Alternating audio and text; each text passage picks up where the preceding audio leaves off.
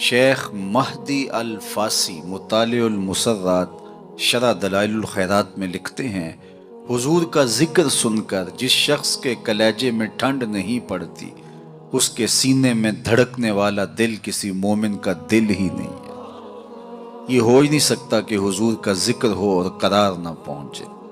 لوگ پوچھتے ہیں کہاں لکھا ہے؟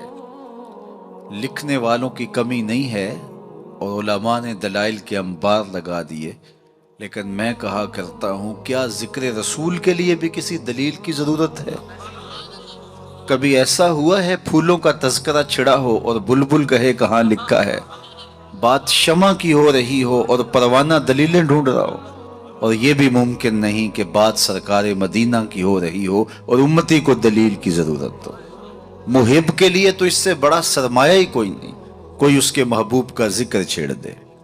رومی علیہ رحمہ لکھتے ہیں کسی نے مجنو کو دیکھا کہ وہ ریت کے اوپر لیلا لیلا لکھ رہا ہے، رک کے پوچھا یہ کیا کر رہے ہو؟ گفت مشق نام لیلا می کنم، خاطر خود را تسلی می دہم۔ کہنے لگا اپنی محبوبہ کا نام لکھ لکھ کے دکھی دل کو قرار دے رہا ہوں۔ رومی علیہ رحمہ نتیجہ نکالتے ہیں اگر لیلا کا نام مجنو کو تسکین دیتا ہے تو کیا حضور کا نام امتی کو تسکین نہیں دیتا؟ ٹھنڈ پڑ جاتی ہے سینے میں جب کسی کے لبوں پہ حضور کے نام کا چراغاں ہو۔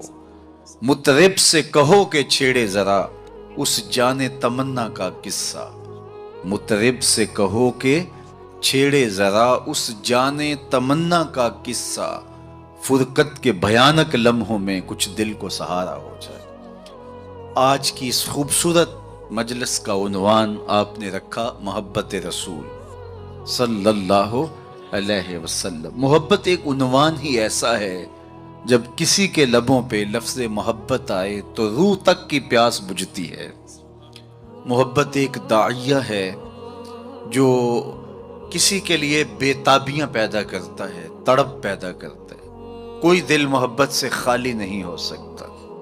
جب سینے میں دل ہے تو پھر کوئی دل بر بھی ہوگا، پھر کسی کا انتظار بھی ہوگا، رت جگے بھی ہوں گے، پھر آہیں بھی ہوں گی، سسکیاں بھی ہوں گی، پھر ملنے کی طلب بھی جاگے گی، پھر تگ و تاس بھی ہوگی، جد و جہد بھی ہوگی، وصل اور ہجر کے لمحے بھی ہوں گے۔ اور یہ ہو نہیں سکتا کہ دھڑکتا ہوا دل سینے میں ہو تو اس میں محبت نہ ہو۔ غالب نے کہا تھا کہ غم اگرچہ جاں گسل ہے، پہ کیا بچیں کہ دل ہے، غم عشق اگر نہ ہوتا غم روزگار ہوتا۔ یہ تو ہو ہی نہیں سکتا کہ دل ہو اور کوئی دل بر نہ ہو۔ تو جب سینے میں دھڑکتا ہوا دل رکھا ہے تو پھر کسی کی تانگ تو ہوگی، پھر انتظار تو ہوگا، پھر کسی کے ملنے کی آس تو ہوگی، پھر رت جگے تو ہوں گے۔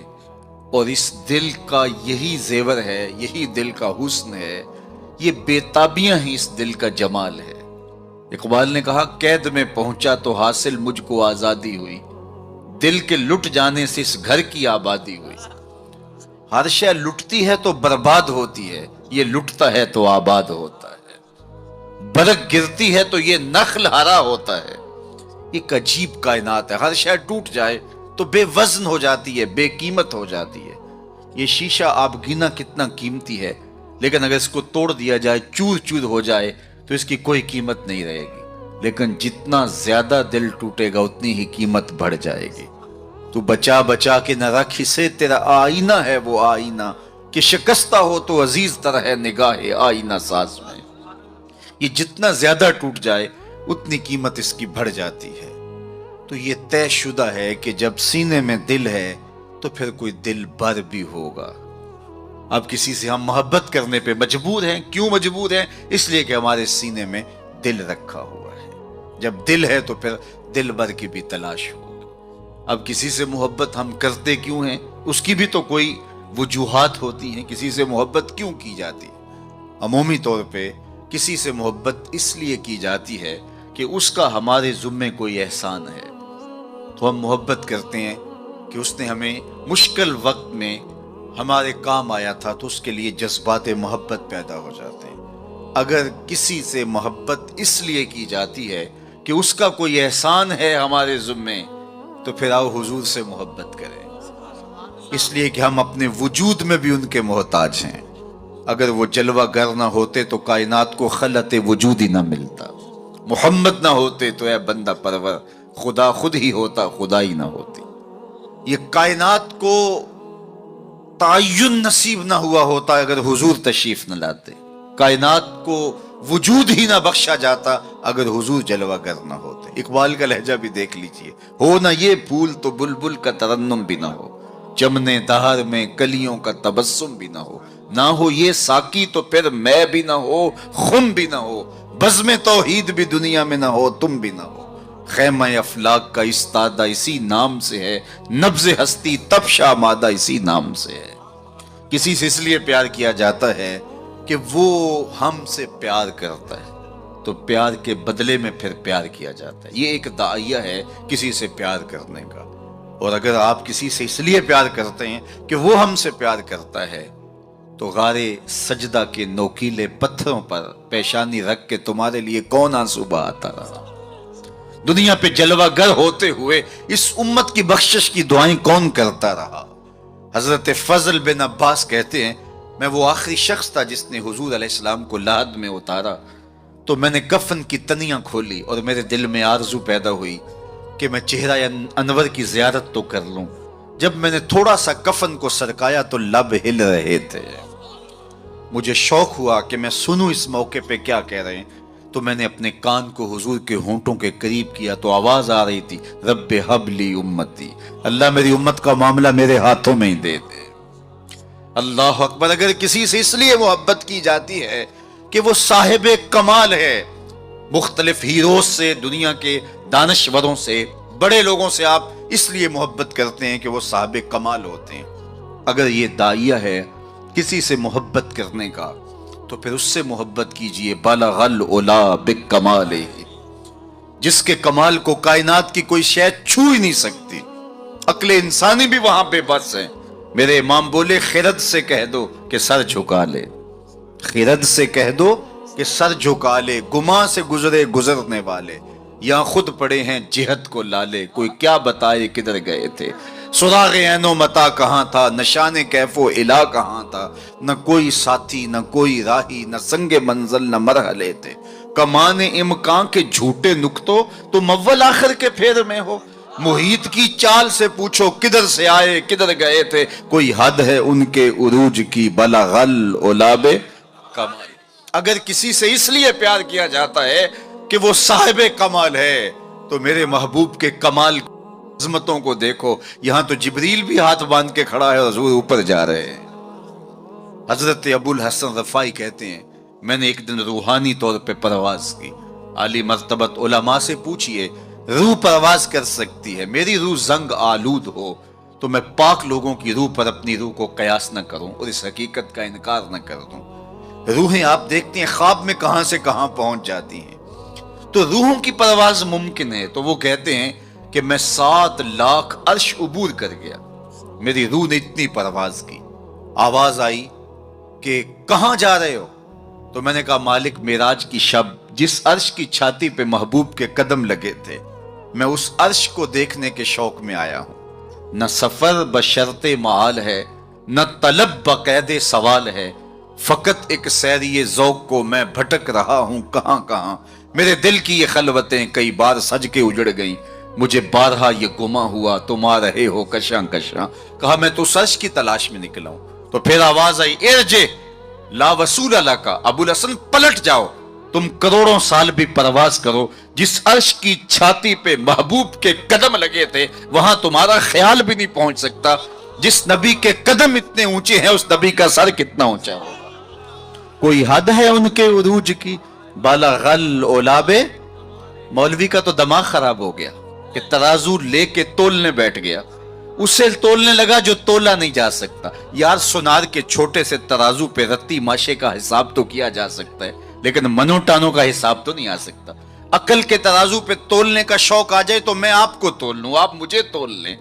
اور جو نبیوں کا بھی امام ہو، ڈٹھے ورق قرآن دے پھول سارے، تیری شان جیا نہیں کوئی ہور ڈٹھا، تیری شان دا کرے مقابلہ جڑا انہوں عاشقاں اصلی چور ڈٹھا، کوئی نور آکھے کوئی بشر آکھے پیندا رات دنے ایہو شور ڈٹھا اللہ والیاں گل مکا دیتی تساں ہور ڈٹھا اساں ہور ڈٹھا تم نے حلیمہ کی بکریوں کے پیچھے پیچھے دیکھا ہے سدرہ پر جبریل سے آگے آگے نہیں دیکھا اور اقبال بولا تو نے یوسف کو کنویں میں دیکھا تو کیا دیکھا ارے ناداں جو مطلق تھا مقید کر دیا تو نے تو ابھی تک کنویں میں ڈھونڈ رہا ہے وہ مصر کے تخت کا مالک بھی بنا ہوا ہے تو کہا اگر کسی سے اس لیے پیار کیا جائے کہ وہ صاحب کمال ہے تو میرے رسول کے کمال جیسا کمال کس کو نصیب ہوگا اچھا کسی سے اس لیے بھی پیار کیا جاتا ہے کہ کل مشکل میں کام آئے گا لوگ تعلق رکھتے ہیں ایسے لوگوں کے ساتھ جو اوکھے ویلے کام آ سکتے ہوں ان سے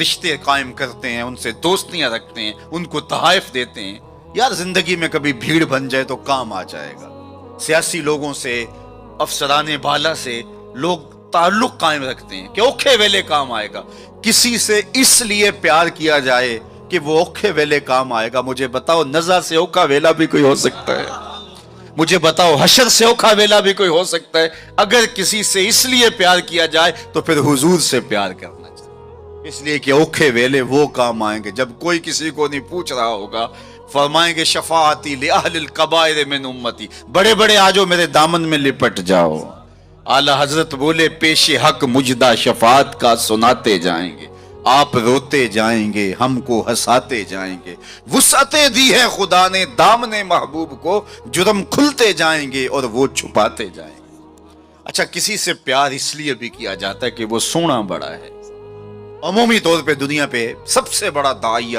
محبت کا یہی ہے کوئی کسی سے اس لیے پیار کرتا ہے کہ وہ صاحب جمال ہے کسی کو کسی کے لب پیارے لگے کسی کو کسی کی زلف دراز اچھی لگی قدِ رانا پہ جانوار دینے کے لیے کوئی تیار ہوا کسی کی آنکھوں میں ڈوب جانے کو جی چاہتا ہے کسی سے کوئی پیار اس لیے کرتا ہے کہ وہ سونا بہت ہے چلو یہی داعیہ مان لیتے ہیں تو پھر زمانے میں لاؤ نہ اس حسین جیسا کشفت دجا بجمالہ مکھ چند بدر شاہ شانی ہے متھے چمک دی لاٹ نورانی ہے کالی زلف تیاک مستانی ہے مخمور رکھی ہیں مد بھریاں سیدنا ابو ہریرہ بولے کل قمر لیلۃ البدر لما را قبلہ ولا بعدہ مثلہ کیا پوچھتے ہو 14ویں رات کا چمکتا ہوا چاند تھے میرے حضور پھر کہا نہیں نہیں نہیں حضور جیسا نہ پہلے دیکھا نہ بعد میں دیکھا حسان بن ثابت پاس ہی کھڑے تھے بولے کیسے دیکھتے کسی ماں نے جنم دیا ہوتا تو دیکھتے خدا نے وہ سچا ہی پن چھڑیا جدے وچ محمد نو ٹالیا حسینہ جمیلہ دا منہ موڑ دیتا محمد بنا کے قلم توڑ دیتا 2000 میں خاکے 2006 میں خاکے تراشے گئے تو میں نے گلی گلی جا کے کہا تھا صاحب خاکے تو خاکیوں کے ہوتے ہیں جو پیکرے نور ہو اس کے خاکے کون تراشے گا خاکے تو بڑی دور کی بات ہے اس کا تو ثانی بھی نہیں سایہ بھی نہیں تھا ثانی تو دور کی بات ہے سایہ بھی نہیں تھا مثل او در عالم امکان متصور نیست ان کی مثل بزم عالم میں ممکن ہی نہیں ہے رخ مصطفیٰ ہے وہ آئینہ کہ اب اس سا دوسرا آئینہ نہ کسی کی بزم خیال میں نہ دکان آئینہ ساز چاند کی طرف منہ کر کے تھوکنے سے تھوکنے والے کا اپنا منہ میلا ہوگا چاند کی کرنیں کبھی بھی میلی نہیں ہو سکتی ہرا کا چاند کل بھی روشن تھا مدینے کا چاند آج بھی روشن ہے اور رہے گا یوں ہی ان کا چرچا رہے گا پڑے خاک ہو جائیں جل جانے والے کسی سے اگر اس لیے پیار کیا جاتا ہے کہ وہ سونا بڑا ہے تو پھر آؤ اس محبوب کے حسن کو دیکھو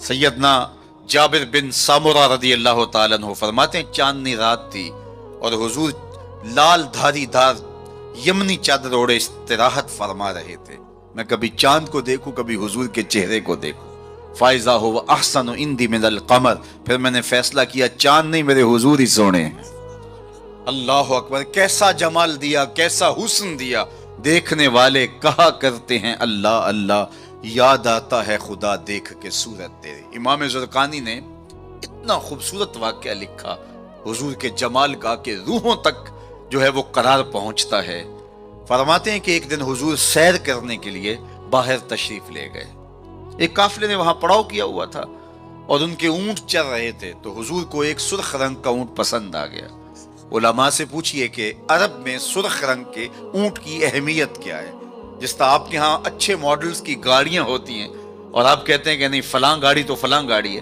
تو ان کے زمانے میں سرخ رنگ کا اونٹ تو ایک نشان تھا عزت کا. تو سرخ رنگ کا ایک اونٹ حضور کو آیا پسند. تو قافلے والوں سے پوچھا بیچتے ہو؟ انہوں نے بیچنا تھا یا نہیں. حضور نے پوچھا تو کہا جی بیچتے ہیں. میرے شیخ کہتے ہیں میں دل ویچا میں جگر ویچا جے پیارا محمد آ جاوے. نہیں میں اپنا سارا گھر ویچا جے پیارا محمد آ جاوے. انہوں نے کہا جی بیچتے ہیں. کتنے کا؟ اتنے کا سودا طے ہو گیا. کہا میں تاجرانہ غرض سے تو آیا نہیں تھا کہ قیمت ساتھ لے کے آتا. میں تو آیا تھا سیر کے لیے. اچانک تمہارا اونٹ پسند آ گیا. اگر تم میرے پہ اعتبار کرو تو اونٹ دے دو اور میں اپنے شہر جا کے اس کی قیمت بیچ دیتا ہوں. انہوں نے کہا کوئی اعتراض نہیں. حضور نے اونٹ پکڑا چل دیے. جب تک حضور جاتے دکھائی دیتے رہے وہ دیکھتے رہے. اور جب حضور نظروں سے اوجھل ہو گئے تو دلوں پہ ہاتھ رکھ کے کھڑے ہو گئے. پھر تھوڑی دیر کے بعد سکتے سے باہر آئے اور ایک دوسرے سے پوچھنے لگے کہ یار تم جانتے ہو اسے؟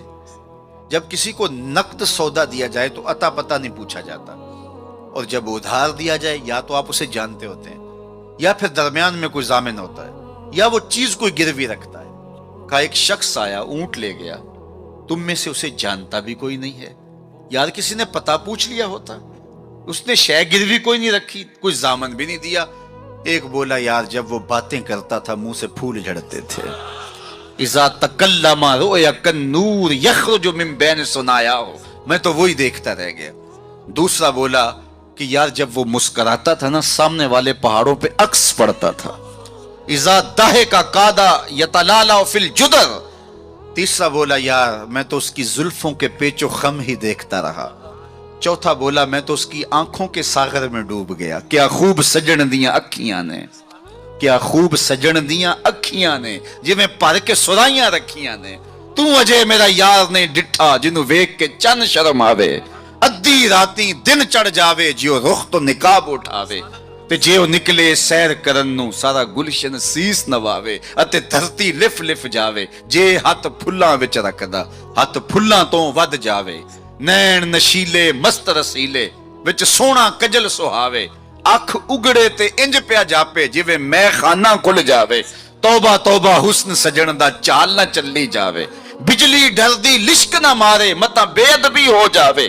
تے جے او کھولے پیچ زلف دے اتے راہی راہ پل جاوے. توبہ توبہ حسن سجن دا چال نہ چلی جاوے. علم خدا نے اینا دتا عقلاں وچ نہ آوے. عقل خدا نے اینی دتی علماں وچ نہ آوے. کی یہ جاز نظر وچ او دی جو آوے وک جاوے. خلق او دے نے مولئی دنیا کوئی ورلائی جان بچاوے. آزم ایڈا سونا ماہی سانو کدرے نظر نہ آوے. انہوں نے کہا جو بھی ہوا وہ اپنے حسن کا جادو جگا کے تمہارا قیمتی اونٹ ہتھیا کے لے گیا. امام زرقانی لکھتے ہیں جب انہوں نے کہا نا ہتھیا کے لے گیا تو اب تک خاموش بیٹھی قافلے کے سردار کی بیوی نے خیمے کا پردہ سرکایا اور ان سے مخاطب ہو کے کہا آنا زامنۃ لسامان جمالکم لا یقدر بکم. خبردار اس کے خلاف کوئی بات کی تو اگر وہ قیمت نہ دینے آیا تو مجھ سے لے لینا, میں ضامنہ ہوں. انہوں نے کہا اچھا تو اسے جانتی ہے؟ کہا واللہ میں بھی نہیں جانتی. تو کہا پھر ضامن کیسے ہے؟ کہا جب تم سودا کر رہے تھے خیمے کی اوٹ سے میں نے اس کا چہرہ دیکھا تھا, اور اتنے سونے چہرے والا کبھی جھوٹ بول ہی نہیں سکتا ہے. تھوڑے لمحے گزرے تھے کہ حضور کے غلام آ گئے. قافلے والے کون ہیں جن سے ہمارے آقا نے اونٹ خریدا؟ کہا کہ ہم حاضر ہیں. کہا یہ کھجوریں تمہاری ضیافت کے لیے بیچی اور یہ رہی آپ کی قیمت. انہوں نے کہا قیمت بعد میں لیں گے, ہمیں تو لگتا ہے خود بک گئے ہیں, ہمیں اس پیارے کا ڈیرا بتاؤ. کہا وہ کھجوروں کے جھنڈ دکھائی دیتے ہیں وہی پیارے کا ڈیرا ہے. اس وفد کا نام تھا وفد طارق. امام زرقانی لکھتے ہیں سارا قبیلہ اٹھا اور جا کے حضور کے قدموں میں بیٹھ گیا. تیری تک کے ادامہ میں مرید ہو. اگر کسی سے اس لیے پیار کیا جاتا ہے کہ وہ سونا بڑا ہے تو پھر حضور سے پیار کرے. اللہ اکبر. جہاں حسن بھی پانی بھرتا ہے اور عشق بھی غلامی کرتا ہے. اللہ اکبر. اچھا جب ہم کسی سے پیار کرتے ہیں, کسی سے محبت کرتے ہیں, کسی سے ہم الفت کا ربط قائم کر لیتے ہیں تو پھر اس کے بعد اس محبت کے تقاضے بھی ہوتے ہیں. بندہ جس سے پیار کرتا ہے کثرت کے ساتھ اس کا ذکر کرتا ہے, یہ محبت کی علامت. باتوں باتوں میں چھیڑ دیتا ہے کیونکہ محبت متقاضی ہے اس بات کی کہ ذکر حبیب کا تکرار ہو. رومی کہتے ہیں کسی نے مجنو کو دیکھا کہ ریت پر لیلا لیلا لکھ رہے, ابھی میں نے آپ کے سامنے دیکھا. تو کہا یہ کیا کر رہے ہو؟ کہا محبوب کے نام کی مشق کر کے اپنے دل کو قرار دے رہا ہوں۔ تو محبوب کے ذکر کا تکرار دل کی تسکین کا سامان ہے۔ اللہ اکبر۔ تو بندہ جس سے محبت کرتا ہے اس کا کثرت کے ساتھ ذکر کرتا ہے۔ یہ محفل میلاد یہ محبت کے اظہار کا سلیقہ ہے، یہ حضور کے ذکر کرنے کا بہانہ ہے۔ بندہ جس سے محبت کرتا ہے، محبت کی دوسری علامت یہ ہے کہ محبوب کا نہ عیب دیکھ سکتا ہے نہ عیب سن سکتا ہے۔ یہ علامت محبت۔ عیب ہو بھی تو اسے نظر نہیں آتا، اور جس میں ہو ہی نہ، خلقت مبرأ من کل عیب۔ محب کو تو محبوب نظر بھی نہیں آتا، اگر ہو واقعتا نفس الامر میں موجود بھی ہو، لیکن محب محبوب کا عیب نہیں دیکھ سکتا۔ حبو کا شایا یومی و یسم۔ رومی علیہ الرحمن اس پر ایک خوبصورت مثال دی کہ حاکم وقت نے لیلا کو دربار میں طلب کر لیا۔ گفت لیلا را خلیفہ کان توئی، کس تو مجنو شد پریشان و غوی، از دیگر خوباں تو افزو نیستی، گفت خامش چوں تو مجنو نیست۔ لیلا کو بلایا، تیرے حسن کا شہرہ ہے، تو نے ایک شہزادے کے حواس باختہ کر دیے۔ نام تو کیس تھا نا، لیکن دنیا نام ہی نہیں جانتی، نام بھی مٹ گیا۔ تیری محفل میں آ کے بدنام ہوئے، نگاہ زمانہ میں بے نام ہوئے۔ تو نے وعدہ کیا تھا بچھڑیں گے نہ ہم، تیرے ہی ہاتھوں سے نیلام ہوئے۔ نام مٹ گیا، تشخص مٹ گیا، لوگ مجنون کہہ کے پکارتے ہیں۔ شہزادہ تھا، تو نے اس کے ہوش باختہ کر دیے۔ کون سا جادو ہے تیرے حسن میں؟ از دیگر خوباں تو افزون نیستی، باقی عورتوں سے تو کوئی انوکھی توڑی ہے، تیرے سے زیادہ تو میری لونڈیاں ہنسی ہیں۔ تو جو لیلا نے جواب دیا وہ دو لفظ تھا، سن لیجئے۔ گفت خامش، لیلا بولی بادشاہ چپ کر جا، چوں تو مجنو نیستی، تیری آنکھ مجنو والی تھوڑی ہے کہ تجھے میرے اندر حسن نظر آئے۔ دیدائے مجنو اگر بودے تورا، از دو عالم بے خطر بودے تورا، کاش تیری آنکھ مجنو والی ہوتی پھر تو مجھے دیکھتا۔ تو ہوش دارو لیک مجنو بے خودست، در طریق عشق بیداری بدست۔ تو ہوش والا ہے اور مجنو ہوش کو چھٹی دے کے آیا ہے۔ اس کوچے میں ہوش کے ڈالر نہیں چلتے، اس کوچے کے اندر محبت کی کرنسی چلتی ہے۔ اس لیے کہا کہ تجھے میرے اندر کوئی کمال نظر نہیں آئے گا۔ رومی یہاں کیا کمال کی بات کہی، کہا اگر لیلا کو دیکھنا ہو تو مجنو کی آنکھ چاہیے، اور مصطفیٰ کریم کو دیکھنا ہو تو ابو بکر کی آنکھ چاہیے۔ مانائے حرفم کنی تحقیق اگر، بنگری با دیدائے صدیق اگر، قوت قلب و جگر گردت نبی، از خدا محبوب تر گردت نبی۔ کہا اگر وہ نگاہ مل جائے تو جدھر دیکھو گے جلوے نبی کے ہی نظر آئیں گے۔ اللہ اکبر۔ تو بندہ جس سے محبت کرتا ہے اس کے عیب نہ دیکھ سکتا ہے، اس کے عیب نہ سن سکتا ہے، لیکن جن سے ہم پیار کرتے ہیں ان میں تو عیب ہے ہی نہیں۔ خلقت مبرأ من کل عیب، وہ کمال حسن حضور ہے کہ گمان نقص جہاں نہیں۔ نقص تو دور کی بات ہے، یہاں نقص کا گمان ہی بھی نہیں۔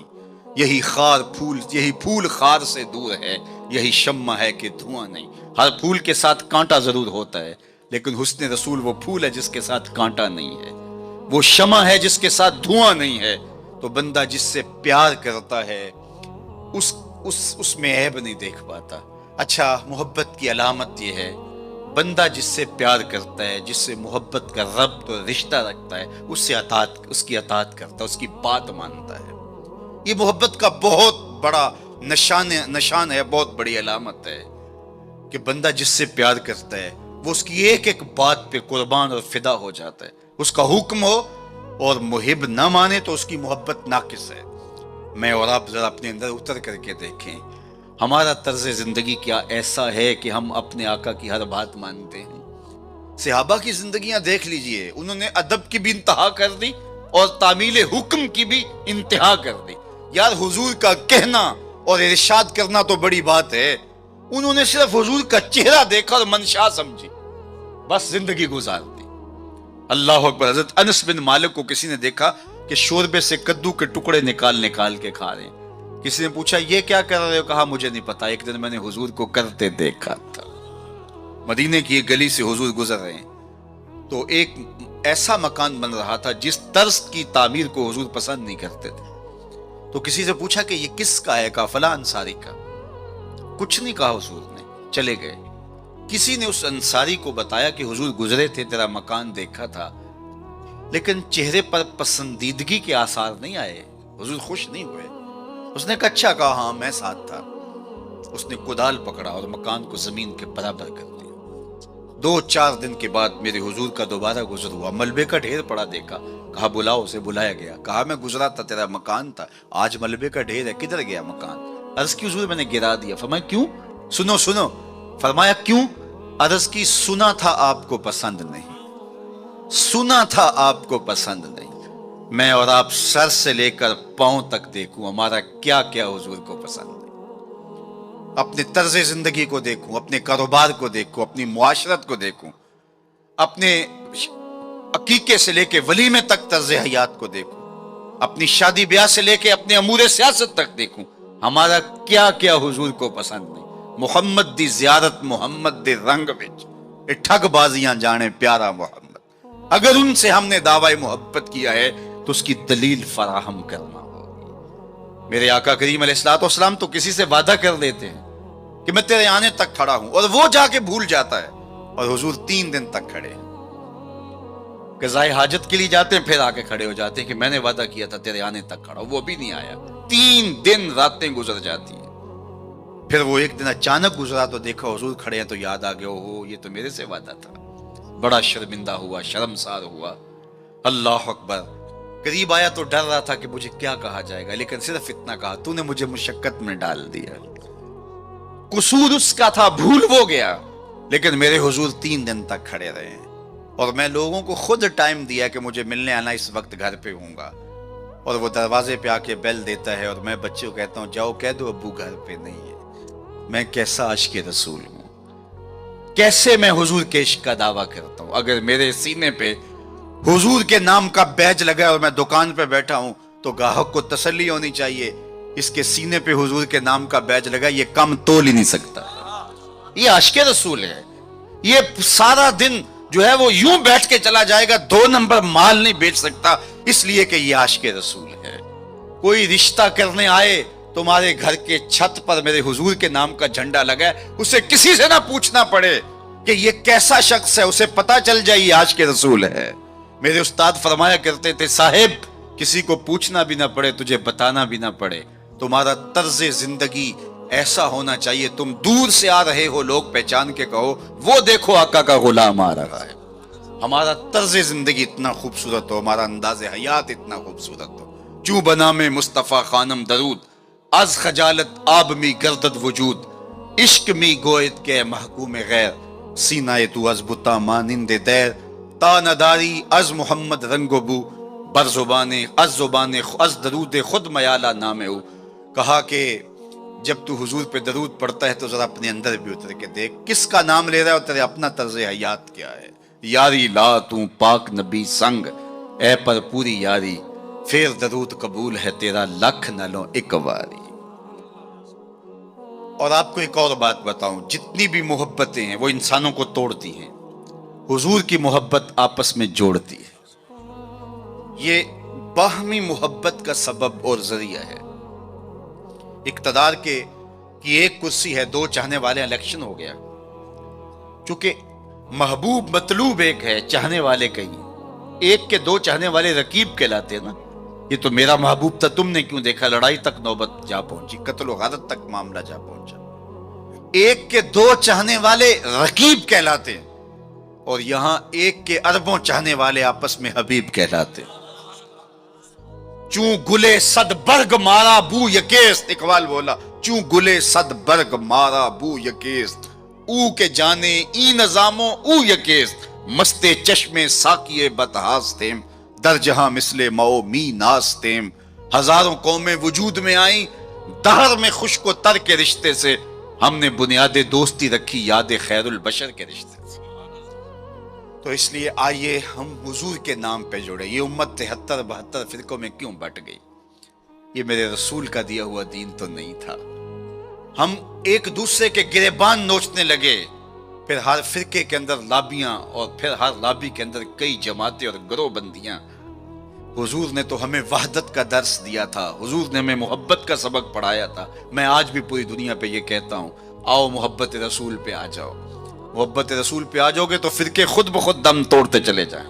یہ ہماری محبت ناقص ہے کہ ہم آپس میں الجھ رہے ہیں۔ اگر محبت کامل ہو تو پھر ایک ایسی برادری بنتی ہے جس میں صہیب روم سے آتے ہیں، سلمان فارس سے آتے ہیں، بلال حبشے سے آتے ہیں، صدیق اکبر مکے سے ہیں، سعد مدینے سے ہیں، لیکن آپس میں اخوت پیدا ہوتی ہے۔ یہ بھائی چارے کی بنیاد اور ضمانت ہے۔ تو چوں گلے صد برگ مارا بو یکیس، او کے جانے ای نظامو او یکیس۔ میرے استاد ایک شعر جھوم کے پڑھا کرتے تھے، اور آج میں وہ آپ کی نظر کر رہا ہوں، آپ کے ذوق کی تسکین کے لیے کہ محمد کی وساطت سے محبت تیری میری ہے۔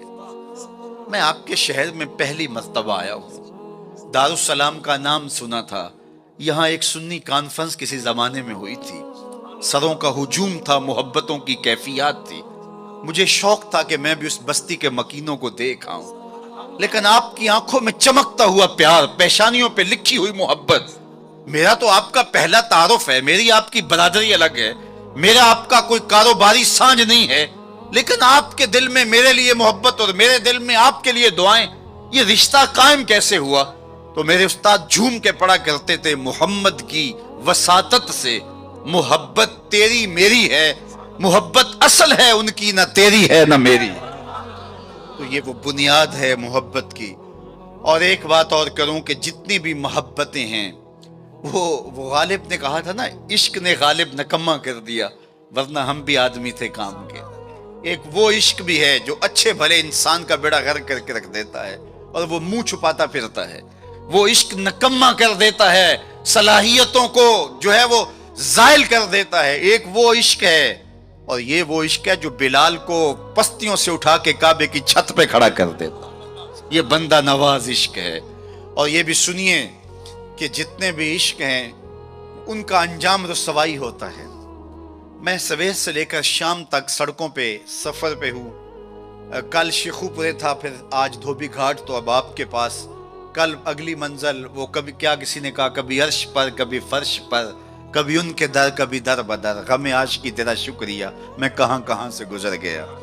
میں ایک دن سیالکوٹ سے واپس آ رہا تھا، تو راستے میں ایک جھونپڑا بنایا تھا کسی ملنگ نے، تو اس کے اوپر لکھا تھا سڑکوں والی سرکار۔ تو میں نے اپنے ساتھی سے کہا کہ یہ تو کنارے والی سرکار ہے، سڑکوں والی سرکار تو ہم ہیں کہ سویر سے لے کر شام تک سڑکوں پہ ہی رہتے ہیں۔ تو جو بندہ سڑکوں پہ رہے تو اس کے تجربات بھی فزوں تر ہوتے ہیں۔ تو آپ نے گاڑیوں کے پیچھے لکھے جملے لکھے پڑے ہوں گے، میں تو روز ان مراحل سے گزرتا ہوں، کبھی کسی ٹرک کے پیچھے کچھ لکھا ہے، وہ لکھنے والے کے، اس ڈرائیور کے نفسیات کا خلاصہ ہوتا ہے۔ تو کئی جملے تڑپا دیتے ہیں، کئی رلا دیتے ہیں، کوئی ایسے جملے ہوتے ہیں کہ پھر ہنسی نہیں تھمتی، اور کچھ ایسے جملے بھی ہوتے ہیں کہ جو ہے وہ لفظ سل جاتے ہیں۔ ایک جملہ آپ نے بھی پڑھا ہوگا اور بار بار پڑھا ہوگا، صنم بے وفا۔ تو میں اپنے دوستوں کو پوچھتا ہوں یہ بتاؤ کیا لکھا ہے، تو وہ کہتے ہیں جناب آپ بھی تو پڑھ رہے ہیں۔ میں نے کہا اس کا مطلب کیا؟ کہتے ہیں جناب آپ بتا دیجئے۔ میں نے کہا یہ تحریری احتجاج ہے، کسی نے کسی سے پیار کیا ہوگا اور بے وفائی لیے آج اپنی بھڑاس نکال رہا ہے، غصہ نکال رہا ہے۔ تو میں کہا صاحب تو نے پیار اس سے کیا جس نے بے وفائی کی، آ تجھے اس چوکھٹ پہ لے چلوں۔ جو ہاتھ پکڑتے ہیں تو حشر کے دن بھی نہیں چھوڑتے۔ تو محبت کا ربط ان سے قائم کیجئے، محبت کا رشتہ ان سے قائم کیجئے جو تمہارے لیے عزت کا باعث ہے۔ تم محبوب کا نام نہیں چھپاتے رہو گے، بلکہ تمہارے لیے قرار جاں ہے، تمہارے لیے تسکین جاں ہے ان کا نام، اور ان کا ذکر تمہارے لیے راحتوں کا سما۔ تو ان کا ذکر راحتوں کا سما اور تسکین اور قرار کا ذریعہ بن جائے گا۔ تو یہ وہ نام ہے جو عزت نواز۔ میں تو یہ کہتا ہوں کہ یہ محبت ہمارے لیے عزت کا سبب ہے۔ اعلیٰ حضرت نے کیا خوب کہا، جس کا حسن اللہ کو بھی بھا گیا، جس کا حسن اللہ کو بھی بھا گیا، ایسے پیارے سے محبت کیجئے۔ ایسا تو نہیں کہ محبوب کا نام چھپاتے پھریں، بلکہ یہ وہ محبت ہے، وہ بندہ نواز محبت ہے کہ جو ہمارے لیے باعث فخر و مباحات ہے، ہمارے لیے باعث عزت ہے۔ اعظم چشتی نے تو قلم توڑ دیا، اپنا معیار زمانے سے جدا رکھتے ہیں، ہم تو محبوب بھی محبوب خدا رکھتے ہیں۔ وہ گلیوں میں آوارہ پھرنے والا کوئی شخص محبوب تھوڑا ہے کہ شرمندگی ہو؟ ہمارا محبوب تو وہ ہے کہ جو عرش کی راہوں کا سیاح ہے نا۔ تو یہ ناز ہے، یہ فخر ہے ہمارے لیے۔ تو پھر جس سے محبت کی جاتی ہے اس کی محبت کا ایک تقاضا، میری بات اپنے اختتام کو پہنچے، کہ بندہ جس سے محبت کرتا ہے اس کی فکر کو اختیار کرتا ہے اور اس کو اپنی روح میں اتارتا ہے۔ اور پھر اس کا مبلغ بن جاتا ہے، اس فکر کے ابلاغ کے لیے اپنی صلاحیتوں کو صرف کر دیتا ہے۔